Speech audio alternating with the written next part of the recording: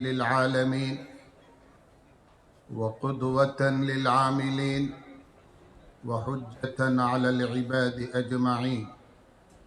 بعثه بدين الهدى والرحمة فأنقذ الله الناس به من الهلكة وهدى به من الضلالة. وأشهد أن لا إله إلا الله وحده لا شريك له شهادة تليق بجلاله وعظيم سلطانه. وأشهد أن محمدًا عبده ورسوله أرسله الله سبحانه وتعالى بدين الحق ليظهره على الدين كله.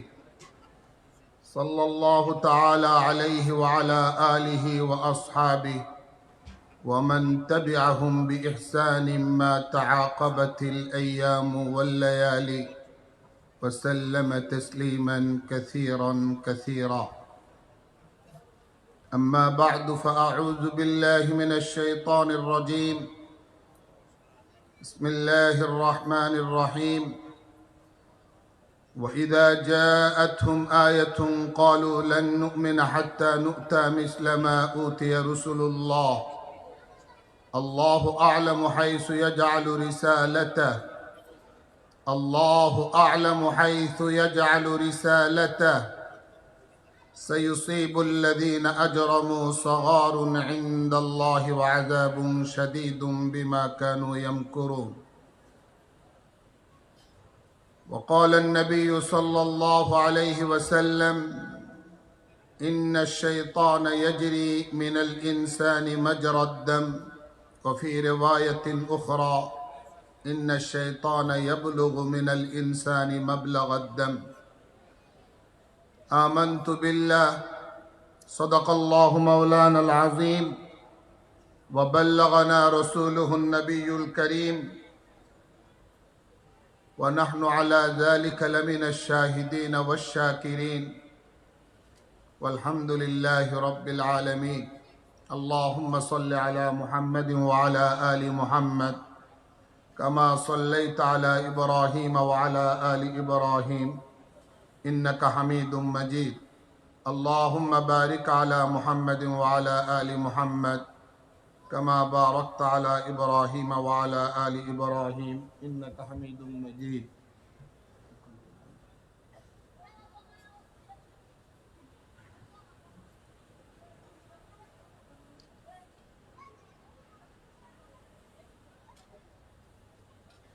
বাংলাদেশের অন্যতম এক আলোচিত প্রসিদ্ধ দ্বীনি বিদ্যাপীঠ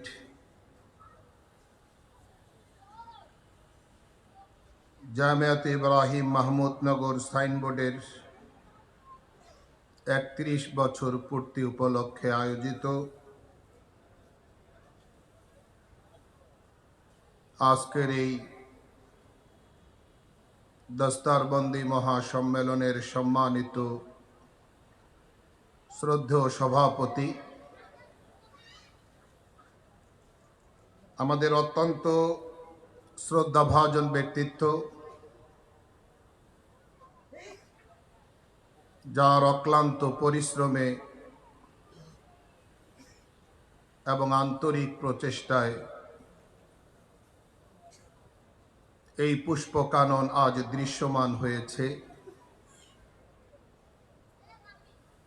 হযরত মাওলানা মুফতি শফিকুল ইসলাম দামাত বারাকাতুহুমুল আলিয়া, হযরত উলামায়ে কেরাম, মেহমানান এজাম, মুরব্বিয়ানে কেরাম, সমবেত দোস্ত আহবাব, সর্বস্তরের বেরাদারান ইসলাম,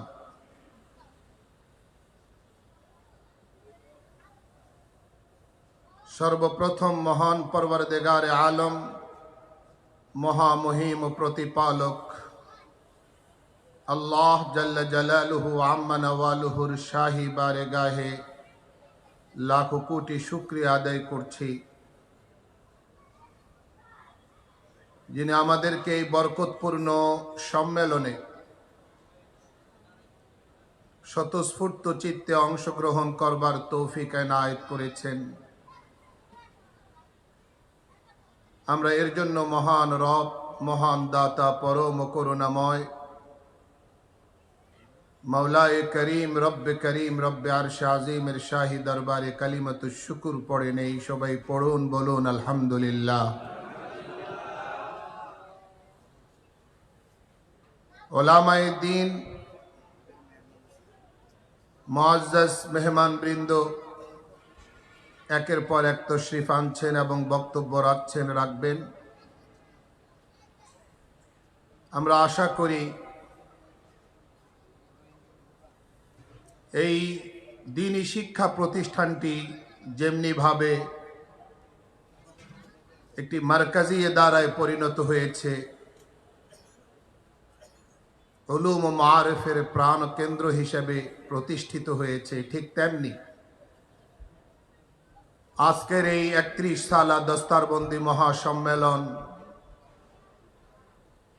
আমাদের সকলের চিন্তা ও ভাবনার জগতের পরিবর্তনে অনেক সহায়ক ভূমিকা পালন করবে ইনশাআল্লাহ। আল্লাহ আমাদের হাজিরি এবং স্বতঃস্ফূর্ত উপস্থিতি কবুল ও মঞ্জুর করেন। সময় কম, কথা অনেক বেশি, আপনাদের মনোযোগ আকর্ষণ করছি। পবিত্র কোরআন থেকে সূরা নামের একখানি আয়াতে কারিমা তেলাওয়াত করেছি, সঙ্গে হাদিস শরীফের অংশ বিশেষ মিলিয়েছি।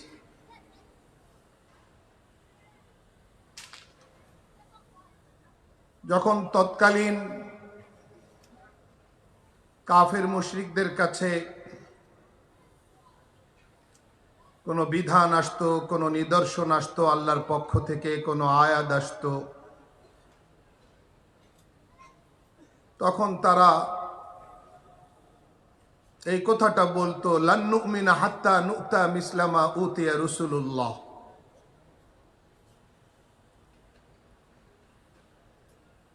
আমরা কখনোই ঈমান আনবো না। কাফের বেঈমান বিধর্মীদের বক্তব্য ছিল এইরকম। আল্লাহ বলছেন যে তারা বলতো আমরা ঈমান আনবো না, আমরা মানবো না, যতক্ষণ না আমাদেরকে ওই রকম মর্যাদা দেওয়া হয় যেই রকম মর্যাদা আল্লাহর রসুলদেরকে দেওয়া হয়।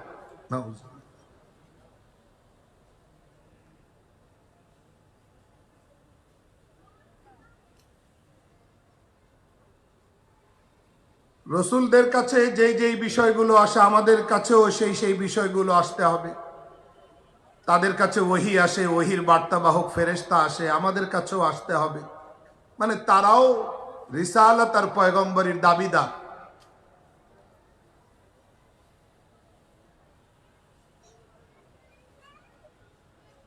এইরকম দাবি উদ্ভট এবং অবাস্তব দাবি মুসা আলাইহিস সালামের ক্ষেত্রেও তৎকালীন বেঈমানদের মুখে শোনা গিয়েছিল, যে ওনাকে কি কারণে রিসালাত, নবুয়ত, পয়গম্বরের এই পদমর্যাদায় অধিষ্ঠিত করা হলো, কি কোয়ালিটি তার, কি যোগ্যতা তার। আরে তিনি উত্তম না আমরা উত্তম? সেই ধারাবাহিকতায় একইভাবে রাসূল আকরাম সাল্লাল্লাহু আলাইহি ওয়াসাল্লামের যুগের জমানার কাফেরদের মুখও একই কথা। তারাও বলতো রিসালাতের যোগ্য আমরা, আমাদের কাছেও ফেরেশতা আসবে আল্লাহর মেসেজ নিয়া, বাণী নিয়া, ওহী নিয়া। তাদের এই অবাস্তব, বাস্তবতা বিবর্জিত, অন্যায়, অসংলগ্ন দাবির জবাবে আল্লাহ বলছেন, আল্লাহু আ'লামু হাইসু ইয়াজআলু রিসালাতা। আল্লাহ খুব ভালো করেই জানেন যে কোথায় রিসালাতের পদমর্যাদা আমানত রাখতে হবে। রিসালাতের এই গুরুত্বপূর্ণ দায়িত্ব কাকে দিতে হবে এ ব্যাপারে আল্লাহ খুব ভালোভাবে অবগত আছেন। মহান আল্লাহর রসুল সিলেকশন, পয়গম্বর নির্বাচন কখনোই ভুল হতে পারে না। আল্লাহ সেই কথাটাই, সেই বাস্তবতাটাই জবাবে বললেন, আল্লাহু আ'লামু হাইসু ইয়াজআলু রিসালাতা। রিসালাত, নবুয়ত আর পয়গম্বরী তো চেয়ে পাওয়ার মতো জিনিস নয়। তদবির করে এই জায়গায় সফল হওয়ার কোনো সুযোগ নাই। আল্লাহ যাকে যোগ্য মনে করেন, উপযুক্ত মনে করেন, সেখানে আল্লাহ পাক এই আমানত রাখেন। সুতরাং না মানার বাহানা হিসেবে যারা এই কথা বলছে, এটা অপরাধ, এটা অন্যায়, এটা একরোখা আচরণ, এটা একগুঁয়েমি। এই ধরনের অপরাধ যারা করে, আল্লাহর কাছে তাদের জন্য লাঞ্ছনা অবধান। এই লাঞ্ছনা অচিরেই তাদেরকে পেয়ে বসবে। ওয়াযাবুন শাদীদুম বিমা কানু ইয়ামকুরুন, এবং তাদের এই প্রতারণামূলক আচরণের জন্য তাদেরকে বড় কঠোর ও কঠিন শাস্তি ভোগ করতে হবে। এই ছিল তেলাওয়াতকৃত আয়াতে কারিমার ভাবার্থ বা মর্মার্থ।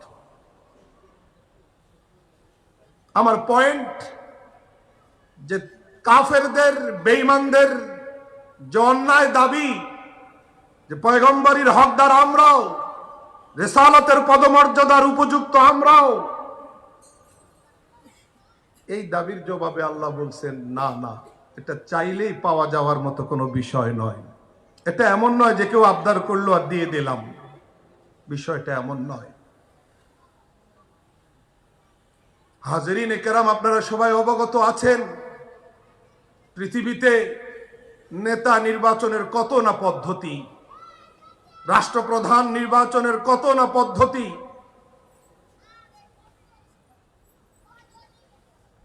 ভোটের মাধ্যমে হয়, নির্বাচনের মাধ্যমে হয়, বিশেষ পরিসরে, বড় পরিসরে, নানাভাবে হয়।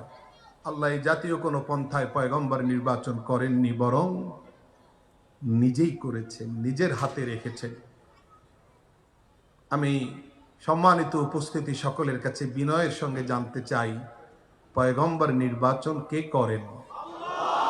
সবাই আরো জোরে বলুন, কে করেন? এই বাস্তবতাই তো প্রতিধ্বনিত হলো রব্বুল আলামিনের কাছ থেকে কোরআনে কারিমে, আল্লাহু আ'লামু হাইসু ইয়াজআলু রিসালাত। রিসালাতের সুমহান দায়িত্ব কোথায় রাখতে হবে এটা আল্লাহ ভালো করেই জানেন। আল্লাহর জানা, আল্লাহর ইলমে গায়েব, আল্লাহর সিদ্ধান্ত, আল্লাহর নির্বাচন, আল্লাহর সিলেকশন 1% ভুল হওয়ার কোনো সম্ভাবনা নাই। আল্লাহ আমাদেরকে বুঝ দান করেন। এখন যদি কোনো লেখক, কোনো গবেষক, কোনো আলোচক লেখায়, গবেষণায়, আলোচনায়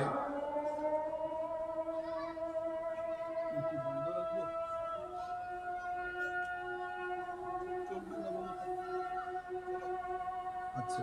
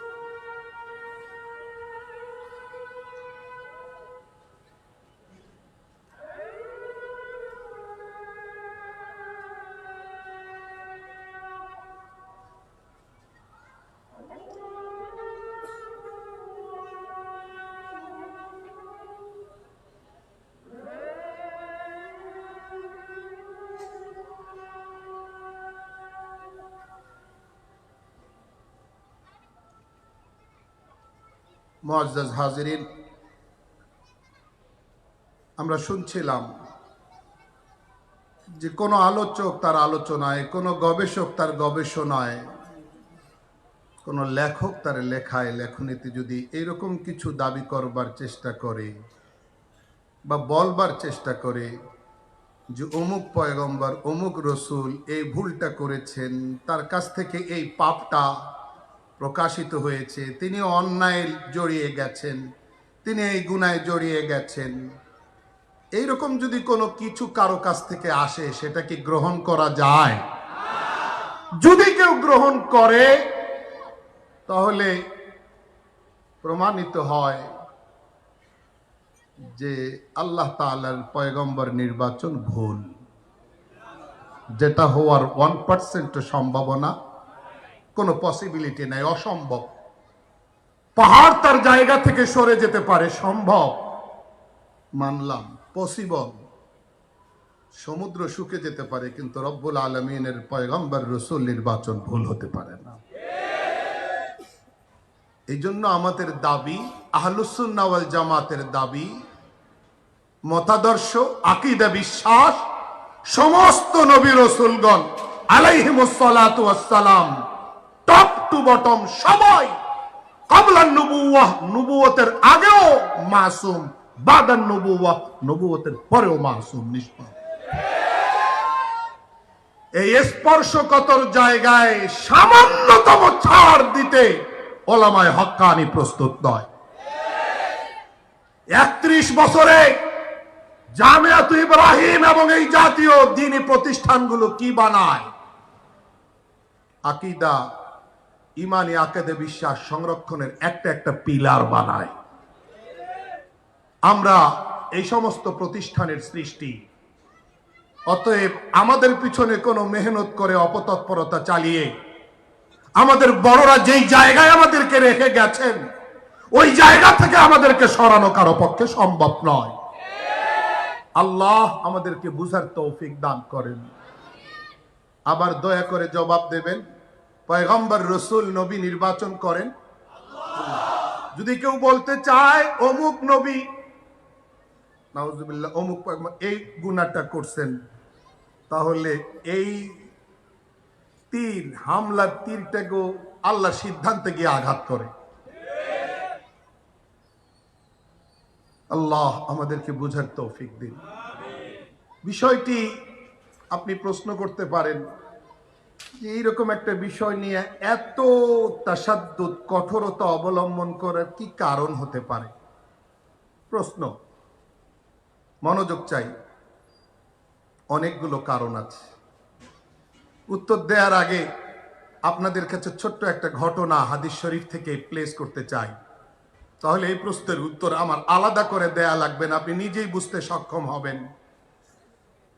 সহিহ বুখারী শরীফ থেকে বলছি, বিভিন্ন শিরোনামের অধীনে আমরা এই রিওয়ায়াত পড়েছি, পড়াচ্ছি।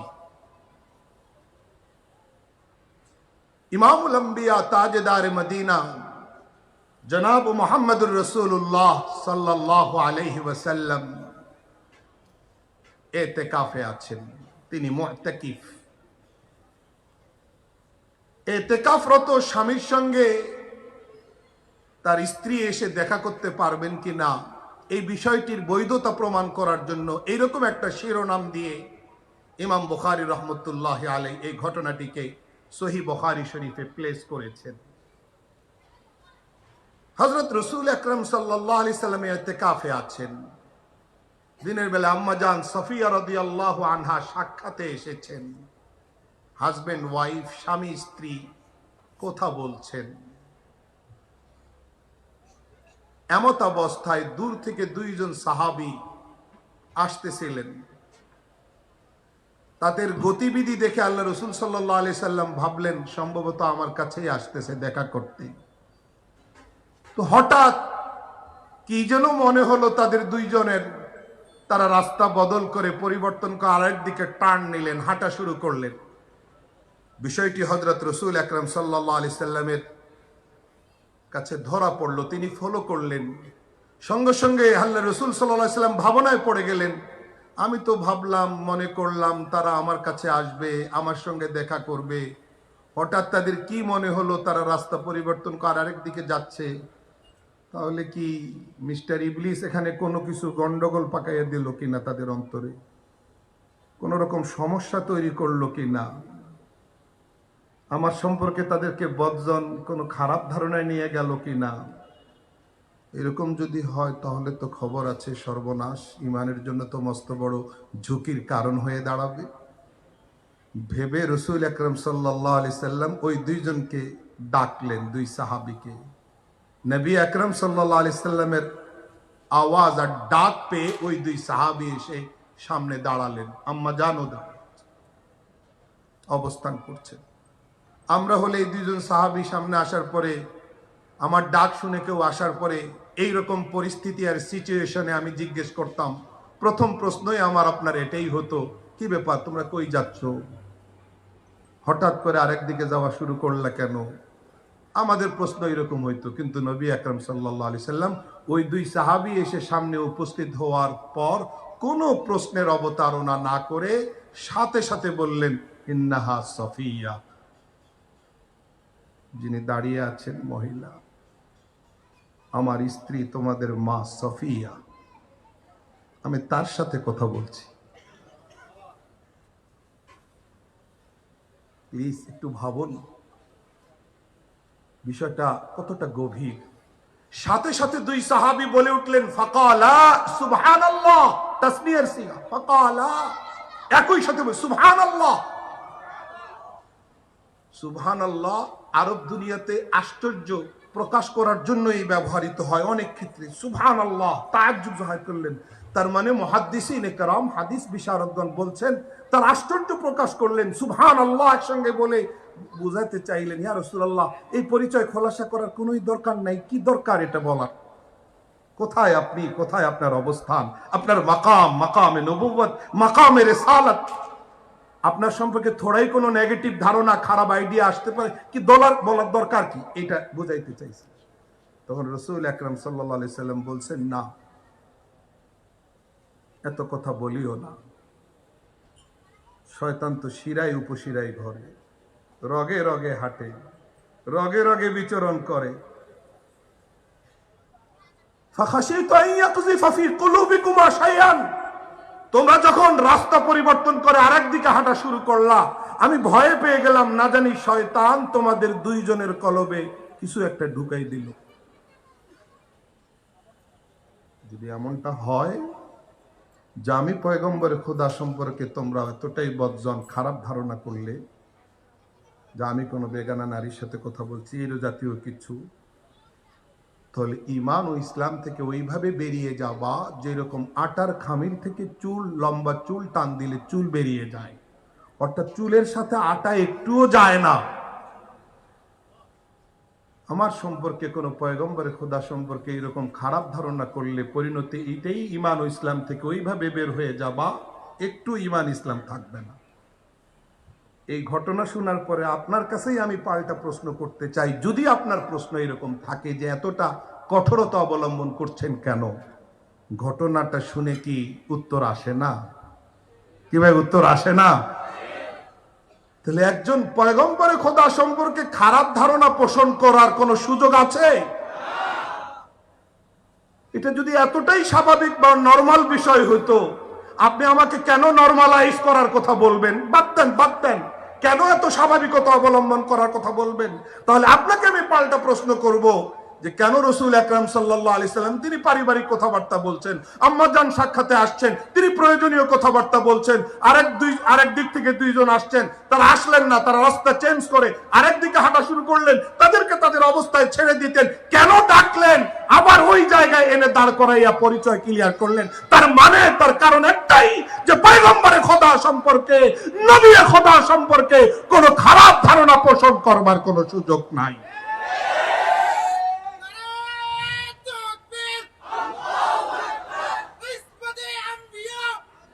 জিন্দাবাদ, জিন্দাবাদ।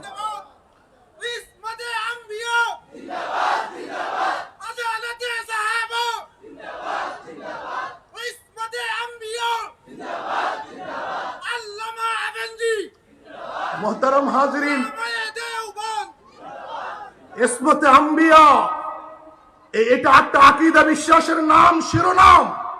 সমস্ত নবী পয়গম্বর আলাইহিমুস সালাতু ওয়াস সালাম, হযরত আদম আলাইহিস সালাম থেকে আরম্ভ করে হযরত মুহাম্মদুর রাসূলুল্লাহ সাল্লাল্লাহু আলাইহি ওয়াসাল্লাম পর্যন্ত সমস্ত নবী বেগুনাহ, মাসুম, নিষ্পাপ। এ ব্যাপারে কোনো সন্দেহ আছে? এই জন্য বলা হয় ইসমতে আম্বিয়া জিন্দাবাদ। খুব নাজুক মাসআলা, সেনসিটিভ সাবজেক্ট, বড় স্পর্শকাতর টপিক, বিষয়। এটাকে এত হালকা করে দেখবার সুযোগ নাই। আদালতে সাহাবাও খুব স্পর্শকাতর জায়গা। আজকে আমার বিষয় সেটি না, আমার বিষয় ইসমতে আম্বিয়া। বহু কারণে হযরত আম্বিয়া কেরাম আলাইহিমুস সালাতু ওয়াস সালাম নিষ্পাপ।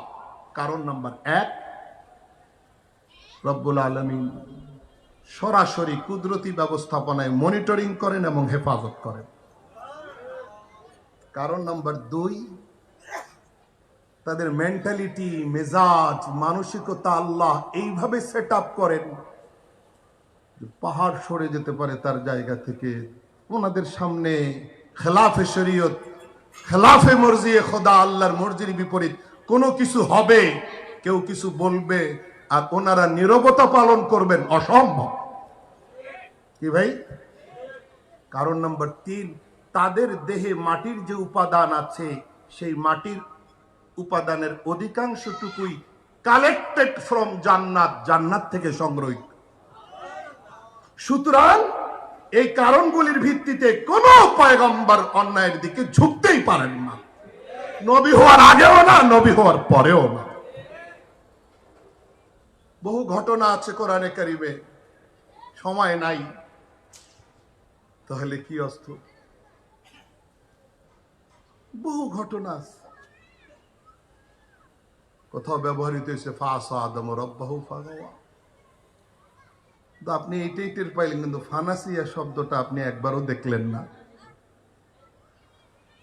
হাসানাতুল আবরার সাইয়্যাতুল মুকাররাবিন। অনেক সময় আমাকে কেউ মারলো, আহত করলো, আমি হসপিটালাইজড হইলাম, দীর্ঘদিন ট্রিটমেন্ট নেওয়ার পরে আমি সুস্থ হলাম। আমার কলিজায় এতটা প্রভাব পড়ে না, আমার আপনজন একটা মন্দ কথা বললে আমার হৃদয়টা যেভাবে ফেটে চৌচির হয়ে যায়। তাহলে একজন লাঠি দিয়ে মেরে আমাকে রক্তাক্ত করলো, সেখানে আমার আঘাতের মাত্রা কম। আর একজন আমার সামান্য স্লাইড একটু মন্দ কথা বললো, সেখানে আমার আঘাতের মাত্রা অনেক বেশি। কারণ কি? উল্টা কেন? আপনি বলবেন প্রিয়জনের আঘাত একটুতেই লাগে। আম্বিয়া কেরাম আলাইহিমুস সালাতু ওয়াস সালামের টোটাল সাবজেক্ট মুআমালাটা আল্লাহর কাছে এইরকম। এখানে বিভ্রান্ত হওয়া যাবে না। কথা বলতে গেলে খুব মাপ জোক নিয়ে কথা বলতে হবে। একটা পাল্লা দিয়ে লাকড়ি মাপা হয়, ধান চাল মাপা হয়, আর একটা পাল্লা আছে যেটা দিয়ে স্বর্ণ মাপা হয়। দুই পাল্লার ব্যবহার পদ্ধতি আর প্রক্রিয়া কিন্তু একরকম, এক সমান নয়। লাকড়ি মাপা পাল্লা ব্যবহার করার এই তামাশা আমরা বহুবার দেখছি ছোটবেলায়। 10 মণ লাকড়ি কেউ কিনছেন, পাথরের সাইড অনেক উপরে উঠে গেছে, 2 হাত উপরে, আর লাকড়ির সাইডটা অনেক 2 হাত নিচে, মানে 10 মণে 10 কেজি বেশি দিয়ে দিচ্ছে। এটা হলো লাকড়ি মাপা পাল্লার ব্যবহার পদ্ধতি। যদি এই তাহলে স্বর্ণ মাপা পাল্লা কেউ ব্যবহার করে কোন স্বর্ণ ব্যবসায়ী, তাহলে ব্যবসা থাকবে না, ব্যবসার সঙ্গে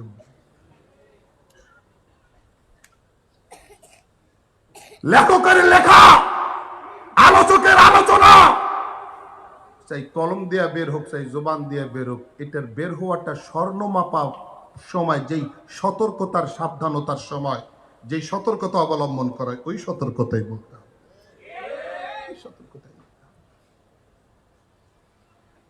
মোহতারাম হাজরিন, আমরা মাদ্রাসায় ছাত্রদেরকে পড়াই, হাদিসের তারিফ বলো, আমরা ছাত্র জীবনে মুখস্থ করছি, এখনো আমাদের ছাত্ররা মুখস্থ করে।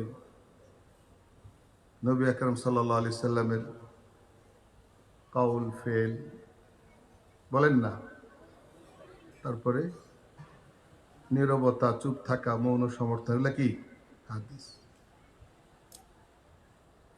রাসূল আকরাম সাল্লাল্লাহু আলাইহি সাল্লামের কথা হাদিস হবে, কাজ হাদিস হবে, চুপ থাকা আর নীরব থাকাটা কেন হাদিস হবে বলেন? এই কারণে যে নবীর সামনে কিছু কাজ কেউ করতেছে বা কেউ কিছু বলতেছে, তিনি কথা বলেন নাই, এটা বৈধ এই কারণে কথা বলেন নাই, তিনি অন্যায় হলে চুপ থাকতেই পারেন না, এই কারণে হাদিস। প্রমাণ, হযরত মূসা আলাইহিস সালাম বিশেষ এক গ্রাউন্ডে, বিশেষ এক পরিস্থিতিতে আল্লাহর কাছে খাজির আলাইহিস সালাম, খিজির বিকাসরিল খা ও বিফাথিল খা কেলাহুমা সহিহান, দুইটাই কারেক্ট। খিজির একটা বিশেষ গ্রাউন্ডে হযরত মূসা আলাইহিস সালাম আপিল করলেন, আল্লাহ আমাকে তোমার এই প্রিয় বান্দার ঠিকানাটা একটু বলো, আমি সাক্ষাতে যাব। আল্লাহ কি মিলাই দিছেন না? মিলাই দিছেন। মিলানোর পরে মূসা আলাইহিস সালাম আপিল করলেন, قال له موسى هل اتبعك على ان تعلمني مما علمت رشدا। মাই কুরবান যাও, আল্লাহু আকবার, কি বিনয়! এত বড় জলিলে কদর পয়গম্বর, আর খিজির আলাইহিস সালামের কাছে আবেদনটা কত বিনয় সুলভ। হাল, একটু অনুমতি দিবেন, আত্তাবিউকা, আপনার পিছনে আপনার সাথে থাকবো, আপনাকে ফলো করব, এই কারণে আপনাকে উপরওয়ালা যা দিয়েছেন ওখান থেকে আমাকে কিছুটা দিবেন, রুশদ হেদায়েত। কত বিনয়! ইমাম ফখরুদ্দিন রাজি রহমতুল্লাহ আলাইহি তাফসীরে কাবীরের মধ্যে এই কয়েক লফজের শব্দের সামান্য আবেদনের এই বাক্যটাতে প্রায় 12টা 11টা নুকতা বয়ান করছেন। লফজ এতগুলা নাই, নুকতা যতগুলো বয়ান করছেন।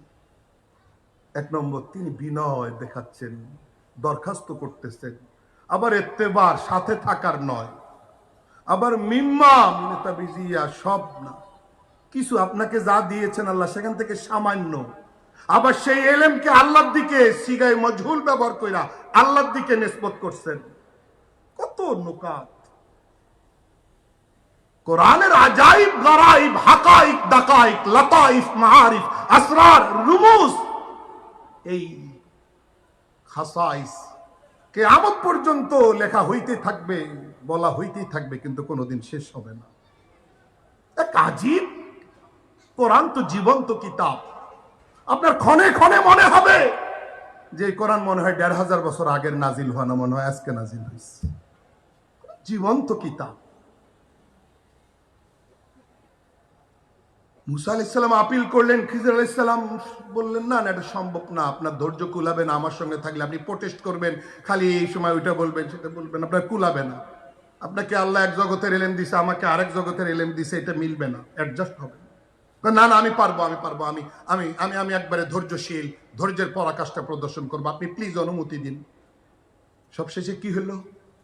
অনুমতি দেওয়া হলো। শর্ত কি? কোনো কথা বলতে পারবেন না, কোনো সাউন্ড করতে পারবেন না, কোনো ক্লেম করতে পারবেন না, কোনো অভিযোগ করতে পারবেন না, কোনো কোশ্চেন, কোনো প্রশ্ন, কোনো আওয়াজ, চু চেরা লিমা কেউ কেন, ওগুলা কোনো কিছুই চলবে না। মুসা আলাইহিস সালাম রাজি হয়ে গেলেন। এরপরে যে 3টা ঘটনা, মাঝি বেচারা বিনা পয়সায় নৌকা দিয়ে পার করাই দিলেন, নৌকাটা তিনি ফুটা করে দিলেন, এই এক ঘটনা। তারপরে ঘটনা, একজনকে হত্যা করে ফেললেন। তারপরে ঘটনা, এক গ্রামে গিয়া মেহমানদারির জন্য কিছু খাইতে চাইলেন, পেটে ক্ষুধা ছিল, তারা দিল না, বড় কৃপণ। ওই গ্রামের একটা ওয়াল পড়ে যাইতেছিল, এটারে বিনা পয়সা সোজা করে দিলেন। এই যে 3টা ঘটনা, 3টাতে তিনি প্রথম নৌকা ফুটা করে দেওয়ার ঘটনা। যখন নৌকাটা ফুটা করে দিছেন, ছিদ্র করে দিছেন, নষ্ট করে দিছেন, তখন মুসা আলাইহিস সালাম ওয়াদা দেওয়ার পরেও নিজেকে সংবরণ করতে পারেন নাই, আওয়াজ করছেন, কথা বলছেন, এটা কি করলেন আপনি? এটা কি? খিজির আলাইহিস সালাম স্মরণ করে দিচ্ছেন, এটা তো কথা ছিল না, ওয়াদা তো এটা ছিল না। তিনি কি বললেন? আচ্ছা, সামনে আর হবে না, আমি ভুলে গেছিলাম। ওহো, এরপরেও 2 নম্বর ঘটনায় তিনি কথা বলছেন, এটা কি? আপনি একজনকে মেরে ফেললেন, আবারও আপনি কথা বলতেছেন, না না আর হবে না। এইবার লাস্ট চান্স, শেষবারের মতো আরেকবার শুনবো। এইভাবে বলে কয়ে 3 নম্বর ঘটনা পর্যন্ত গেছেন। কেন একজন পয়গম্বর, এত বড় পয়গম্বর, কেন ওয়াদা দেওয়ার পরে বারবার ভুলে যাচ্ছেন? কারণ একটাই, মহান রব্বুল আলামিন ওই রকম মেজাজ দিয়ে পয়গম্বরকে দুনিয়াতে পাঠান যে ওনার সামনে ওনার শরীয়তের খেলাফ কোন একটা কিছু ঘটবে আর উনি নীরবতা পালন করবেন, এটা অসম্ভব। কথা কি ক্লিয়ার? পরিষ্কার? কোন অস্পষ্টতা আছে? তাহলে বিষয়টা বোঝা দরকার। পয়গম্বরগণের মেজাজে এইরকম হয়। আসেন হযরত ইউসুফ আলাইহিস সালামের ঘটনায়, যেটা সূরা ইউসুফে আসছে। জুলাইখা আটকাই ফেললো হযরত ইউসুফ আলাইহিস সালামকে। দরজা খোলা ছিল না বন্ধ? প্ল্যানটা ভালো ছিল না খারাপ ছিল? জুলাইখার মিশন কি সাকসেস হয়েছে না ব্যর্থ হয়েছে? কে ব্যর্থ করে দিলেন? মুসা আলাইহিস সালাম প্ল্যান, জুলাইখার প্ল্যান পরিকল্পনা, ইউসুফ আলাইহিস সালাম জুলাইখার পরিকল্পনা আজ করে কোন রকম সায় দেন নাই, যেটা অসম্ভব। মানুষের যৌন ক্ষুধা কিন্তু ইউসুফ আলাইহিস সালামকে স্পর্শ করেনি, কারণ ভবিষ্যতে তিনি নবী হবেন। দৌড় শুরু করেছেন, বন্ধ দরজা খুলে গেছে। পিছন থেকে জুলাইখা কাপড় টান দেয়, কই যাও কই যাও, এই আমার কথা অমান্য করবে নাই, এই শোনো শোনো শোনো। কাপড় ছিঁড়ে গেছে। একটা কামরার বন্ধ দুয়ার খুলছে না, সবগুলা খুলছে। কাপড় ছিঁড়ে গেছে। হেফাজত কে করলেন? কিন্তু বের হওয়ার পরে, সর্বশেষ কামরার দুয়ার ওপেন হওয়ার পরে, যখন আজিজে মিসর জুলাইখার স্বামী সামনে যখন উভয়, জুলাইখা 180 ডিগ্রি উল্টাইয়া দোষের বলটা ঠেলে দিলেন ইউসুফ আলাইহিস সালামের কাছে। কিভাবে? মা জাযাউ মান আরাদা বিআহলিকা সুআন ইল্লা আন ইউসজানা ওয়া আযাবুন আলীম। কি শাস্তি দিবা তোমার এই ব্যক্তিকে? দিবা কি কি কি পানিশমেন্ট দিবা? দাও, জেলে দিবা না অন্য কোনো ভয়াবহ শাস্তি নির্ধারণ করবা? করো। যে ব্যক্তি তোমার ফ্যামিলির সঙ্গে খারাপ পরিকল্পনা করে, তাকে কি শাস্তি দেওয়া উচিত? দাও, তাড়াতাড়ি দাও। বুঝলেন না? নারী ঘুরাই দিলেন কেস। এখন একজন হবু পয়গম্বর ভবিষ্যতে পয়গম্বরের পদমর্যাদা লাভ করবেন, সিচুয়েশন বড় কঠিন। তিনি বলেন, ক্বালা হিয়া রাওয়াদাতনি আন নাফসি। না না না, আমি না, উনি আমাকে ফুসলাইছেন। দুইজনের দাবি দুই রকম হয়ে গেল। আল্লাহ তাআলা দুধের বাচ্চাকে একজন বিজ্ঞ বিচারক বানাইয়া তার বাকশক্তি খুলে দিলেন। ফাশাহিদা ওয়া শাহিদা শাহিদুম মিনহা ইন কানা কামিসুহু কুদ্দা মিন কুবুল ফাসাদাকাত ওয়া হুয়া মিনাল কাযিবিন। অনেক লম্বা আয়াত, সময় নাই। দুধের বাচ্চাকে আল্লাহ বিচারক বানাইয়া হাজির করলেন। উনি আনকমন ফর্মুলা অ্যাপ্লাই করলেন। আর জামা কোন দিক দিয়ে ফাটছে এটা দেখেন, সামনের দিক দিয়ে ফাড়লে একরকম, পিছনের দিক দিয়ে ফাড়লে আরেক রকম। এইভাবে আপনি অপরাধী শনাক্ত করেন। শেষ পর্যন্ত জুলাইখা ফাঁসছে কি ফাঁসে নাই? ইউসুফ আলাইহিস সালাম বাঁচেন কি বাঁচেন নাই? জোরে বলেন, বাঁচছেন কি বাঁচেন নাই? কে বাঁচাইলেন? আল্লাহ। কে বাঁচাইলেন? বিষয়টা ক্লিয়ার হওয়ার পরে জুলাইখার স্বামী বললেন, ইন্না কায়দাকুন নাযীম। নারী, তোমাদের ছলনা বড়ই সাংঘাতিক। তোমরা কত না ছলনা করো। ইউসুফ ওনার থেকে আর কোনো কথা শুনবা না। কামরার মধ্যে আল্লাহ হেফাজত করলেন। বাহির হওয়ার পরে জুলাইখা যখন পুরো দোষ ঠেলে দিয়েছেন, কঠিন সিচুয়েশন, ওই মুহূর্তে আল্লাহ তাআলা দুধের বাচ্চাকে বিচারক বানাইয়া ভবিষ্যৎ পয়গম্বরের ইজ্জতের তাহাফুজ করলেন। বিষয়টা এতই স্বাভাবিক আপনার কাছে, এতই স্বাভাবিক। নারীর ছলনা। হাকিম উম্মত মুজাদ্দিদ মিল্লাত হযরত আশরাফ আলী থানভী রাহমাতুল্লাহি আলাইহি বলেন, এক জায়গায় লিখছেন যে কলকাতায় এক সময় এক নারী কোলে বাচ্চা নিয়ে এক গরু গাড়ি এলাকায় এসে বলে, যাবা কোর্ট কাছারি যাবো? কহা, ভাড়া কাটার জন্য তো বসে রয়েছি, আমরা যেরকম রিক্সা অটো ব্যবহার করি। কোর্ট কাছারি গন্তব্য ঠিক করে উঠে বসছেন, গাড়িওয়ালার সঙ্গে খাতির জমায় কথা বলছেন, ফষ্টি নষ্টি, ভাইয়া এত পরিশ্রম করো, হায় রে রোদ কি গরম, তোমাদের কষ্ট দেখে না বড় খারাপ লাগে। গাড়িওয়ালাও ওই নরম কথায় গলে গেছেন, বোন, কেউ তো, কত মানুষ, কত প্যাসেঞ্জার, কেউ তো এরকম বলে না। হ্যাঁ, আমার মনটা কান্দে, তাই বললাম। এরকম সুন্দরভাবে গাড়িওয়ালাকে ম্যানেজ করে বলতেছে, আমার একটা কথা রাখবেন, আমি 500 টাকা দিব নগদ। কি কোর্টে গিয়ে ম্যাজিস্ট্রেটকে বলবেন আমার স্ত্রী হয়, আমি তালাক দিয়ে দিলাম, নগদ 500 নেন। গাড়িওয়ালা কই যে সারাদিন গরুর মতন পরিশ্রম করে, পাই 30 টাকা 20 টাকা, একসাথে 500 টাকা। তো 10 দিন গাড়ি না চালাইলেও চলবে, রাজবে পারবে। কোর্টে গিয়ে কি সুন্দর স্বামী স্ত্রী একসাথে স্টাইলে হাঁটছে, ম্যাজিস্ট্রেটের সামনে গিয়ে মাননীয় আদালত, আমার স্ত্রী আমি তালাক দিলাম, 500 টাকা তো আগেই বিনিময় স্বরূপ গ্রহণ করে রেখেছি। মানে এই কথা বলে যখন যাচ্ছেন, মহিলা কোলে বাচ্চা নিয়ে বলতেছেন, আদালত, মাননীয় আদালত, উনি তো তালাক দিয়ে চলে যায়, আমার মোহরানা। আদালত ডাক দেয়, এই চলে যাও মানুষটাকে, এই আসো আসো আসো আসো। ফিরোদ এসে কয়, জি স্যার, তুমি যে তালাক দিলা মোহরানা দিবেন না?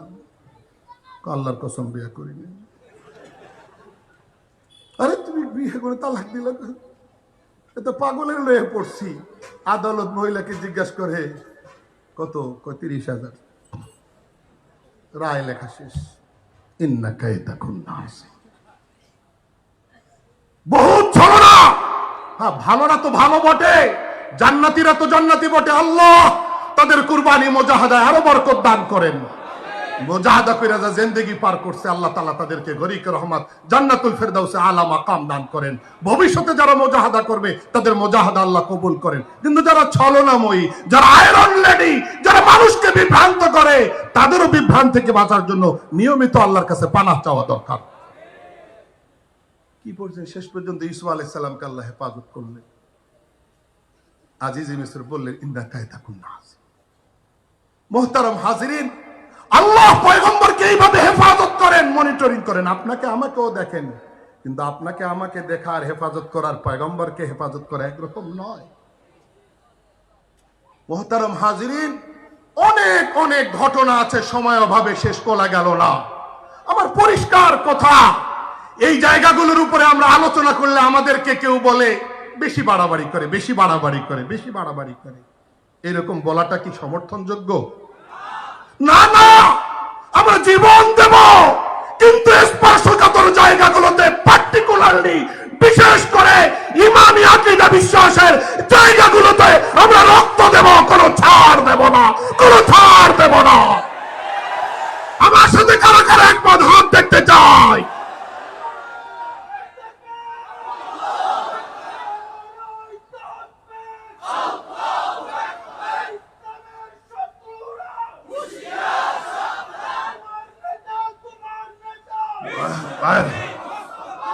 ভাই,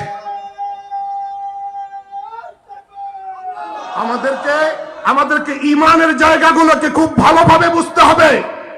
ইনশাআল্লাহ রাজি আছি না সবাই? বাস, আমাদের কোনো দরকার নাই, আমরা ইমানের পথে বাহাদুরি দেখাইতে চাই। কা শান দেখাতে হো তোমায় খান বাহাদুর, কা শান দেখাতে হো তোমায় খান বাহাদুর, তুম খান বাহাদুর হো তো হাম ইমান বাহাদুর। আমরা ইমানের বাহাদুরি দেখাইতে থাকবো, কপালে যা আছে তাই হবে।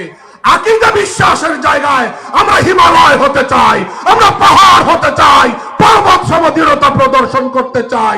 মরমী কবি, আধ্যাত্মিক কবি, কবি শেখ সাদি আলাইহির রহমা পরিষ্কার বলেছেন, দেলাদার ওফা বাশ সাবিত কদম কেবে সিক্কা রাইজ নবাশদ্দরম। টাকার মধ্যে যদি গভর্নরের দস্তখত না থাকে, টাকা চলবে না, মুদ্রা চলবে না, সেটা অচল হিসাবে গণ্য হবে। ইমানদারের জীবনে ইস্তেকামত আর দৃঢ়তা না থাকলে তার ঈমানও চলবে না, তার ঈমানও টিকবে না। আল্লাহ আমাদেরকে হেফাজত করেন, আমিন। ওয়া আখিরু দাওয়ানা আনিল হামদুলিল্লাহি রাব্বিল আলামিন।